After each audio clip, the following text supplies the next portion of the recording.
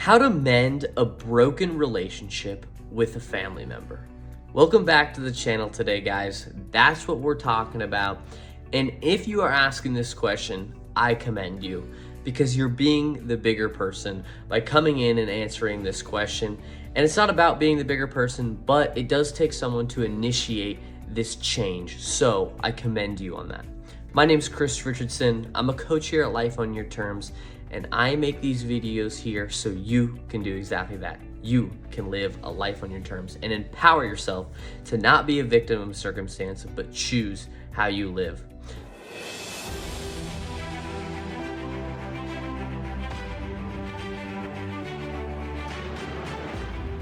So how to mend a broken relationship with a family member. This can be difficult, but I have a 5-step process, and all 5 are necessary, so I would encourage you to stay around to the end, where I also have a little bonus. And it's not a little bonus, it's a big bonus for 10 people. So if you're asking this question before I jump into it, you probably feel like your family relationships aren't the best. That's where I encourage you to take the balance wheel in the description below, because there we're gonna look at relationships with yourself, relationships with your spouse, friends, family, but among that, we're also gonna look at your health, your professional life, and your resources, because all of them affect each other. So the first step in the 5-step process to mend a broken relationship is communication. And communication solves most conflicts between people. So that's gonna be your basis throughout this 5-step process I talk about. Communication is key. Now, what does great communication look like? Well, if you're trying to mend this broken relationship, you want to be able to have an open dialogue. So you're gonna have to reach out and say that, hey, I want to have a conversation. And throughout this conversation, when you have this conversation, or whenever you have these conversations with this family member that you have this broken relationship, actively listen to them. Look in their eyes, pay attention to them, have them be your full focus, because it's very important. Also, throughout active listening, show empathy, show understanding that you understand how they feel in their position. By displaying open dialogue, directness, and also encourage directness to you. Say, hey, I want to frame this conversation. I want you to be completely direct with me. I want us to have open and honest feelings so we can work through this problem. Then as they talk, you actively listen and you show understanding throughout this. It's gonna go a long way to helping fix this relationship. Now, the second step in fixing this relationship is forgiveness. Understand that people make mistakes, me included, everybody. And probably in your situation, maybe the other person has made more mistakes, maybe not, but I'm sure you've made mistakes too. And you need to be able to forgive and let go of the resentment.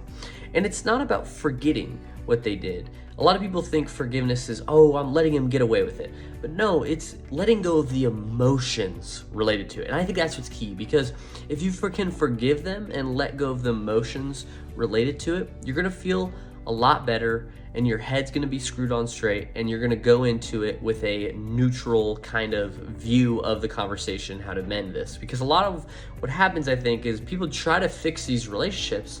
They go into conversation with the person they wanna fix it with. Old stuff gets brought up and it turns into a heat exchange again, and no progress is made.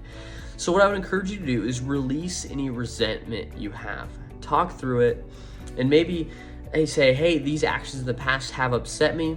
I'm not resenting you for them anymore. I just want to talk about them so they don't happen again. If you frame it that way, that can be helpful. Practice forgiveness. By practicing forgiveness, maybe you have an interaction at a store or something like that where a cashier makes a passive-aggressive comment or just something like that. Practice just forgiving them. Be like, if that happens, maybe you have a situation where someone makes an aggressive comment, someone cuts you off in traffic, just be like, you know what? I bet they're going through a really hard time. And if you can frame it that way, you'll get over it so much quicker, and it can help you use that forgiveness with this family member as well. Another thing is to focus on the present with this family member. So when you're having this conversation, again, maybe they've done a bunch of stuff in the past, focus on the present moment. If they haven't displayed those behaviors in a few years, it's probably not even worth bringing them up. If they continue to display the behaviors, focus on the present behaviors, not what they did to you 5 years ago. Focus on, hey, this behavior that you did recently has upset me. So that's important as well. That's the second step, forgiveness and letting go of resentment. The third step in mending a broken relationship with a family member is setting boundaries and managing expectations. And this kind of ties back to the open dialogue and communication piece. You need to be open about your boundaries, whatever they may be, and establish those boundaries and respect the differences. So say, hey, I would like to talk about a few boundaries that I have, and then also invite them to share their boundaries. So I want to say a few things about my boundaries, and I'd love to hear yours as well, so that we're on the same page and we can respect each other's differences. And then once you establish those boundaries, you need to show consistency in respecting their boundaries. Maybe they have a simple boundary of, hey, by 8 p.m., I need to go home because I have a kid, or I have a kid, my child is with me and I need to get him to bed. And maybe it's as simple as that. You're gonna have a dinner and then they have that boundary, and then respect that boundary and accommodate to it completely. And if you show that, that'll go a long way in helping that relationship as well. So that's the third step, setting boundaries and then managing those expectations and consistently respecting those boundaries. Now, the fourth step of mending this relationship is rebuilding trust and repairing damage. So with that, you need to be transparent about, hey, I feel a disconnect between us, and then walk through that, and that can be helpful. Apologize for what you've done, because like I said, it's probably a two-way street, and that's okay. We all make mistakes. It's okay to mess up, but apologize when it's needed.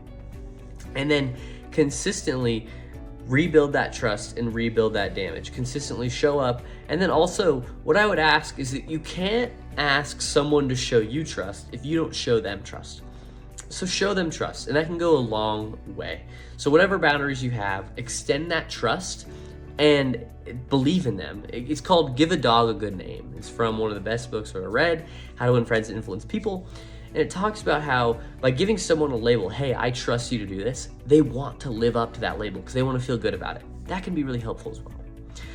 So the fourth is rebuilding trust and repairing damage. Now, the fifth step in mending a broken relationship is to seek professional help if needed. Sometimes you might need therapy or counseling. Maybe it's your spouse that you want to mend that relationship. That might take some intense therapy or counseling. Sometimes it's educational resources. Sometimes there's some great coaches out there that work on relationship stuff. So it's about researching and finding the best resource for you. Now, what was that cool bonus I was talking about if you made it to the end? Well, it's that if you take that balance wheel, the first 10 people to take the balance wheel are going to get a completely free course on living a life on your terms. It goes through our 4-step framework, and I would really encourage you to do that. So take that balance wheel in the description below. Use group ID 5, and then we'll know you're from this video, and then you'll be ready to rock and you'll have that new course.